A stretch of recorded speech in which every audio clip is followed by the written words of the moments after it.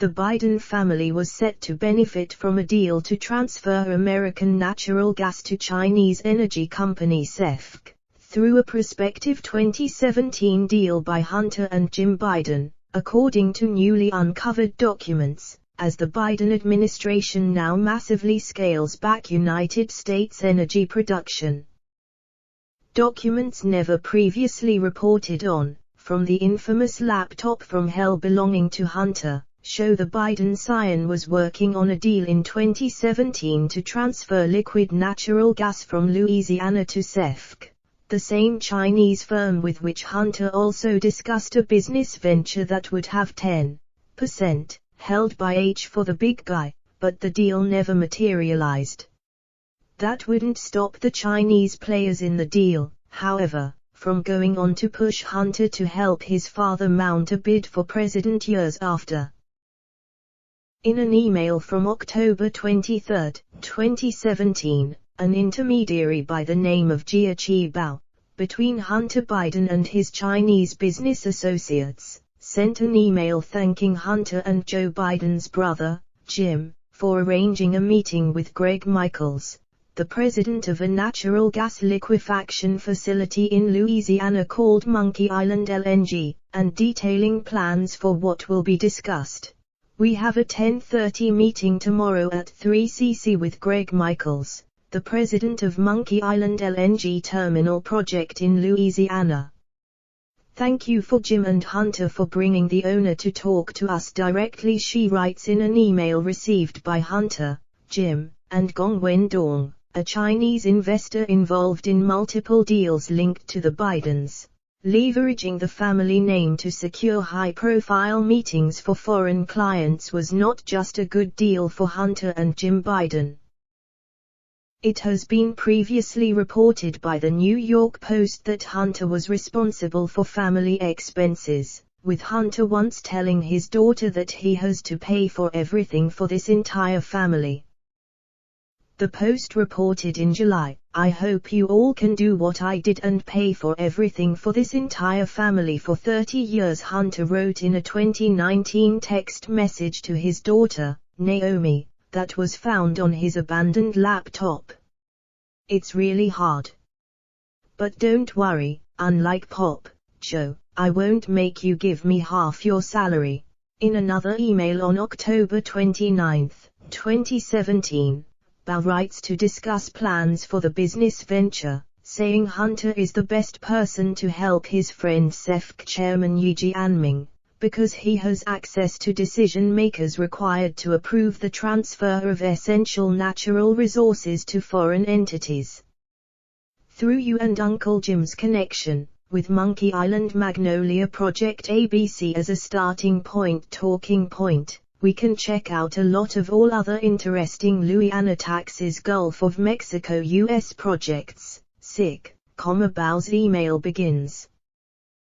"You are the best person to help your friend Yi to do that, because you know a lot of folks in the area and you have the access to decision makers, helpful local folks with insight about the region," she continues.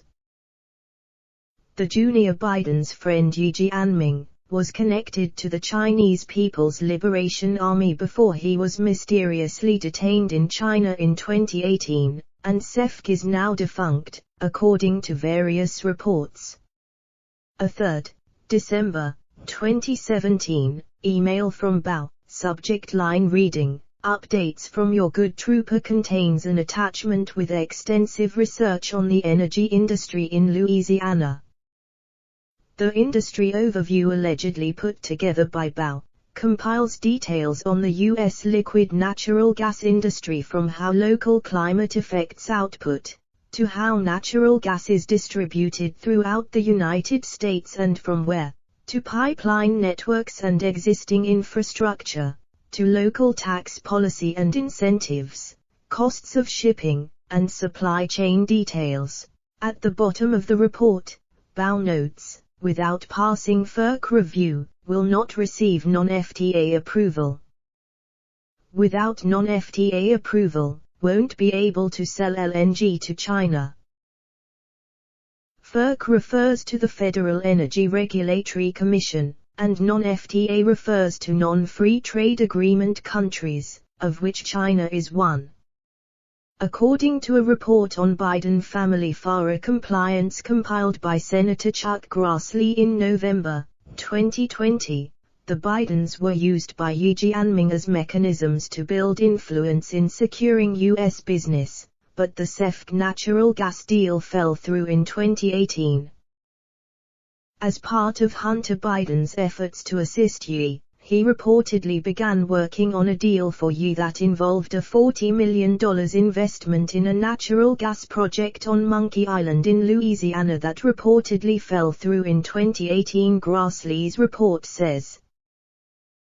The report continues, in order for Xi to succeed with future business in the United States, he had to, as the New York Times stated, build influence.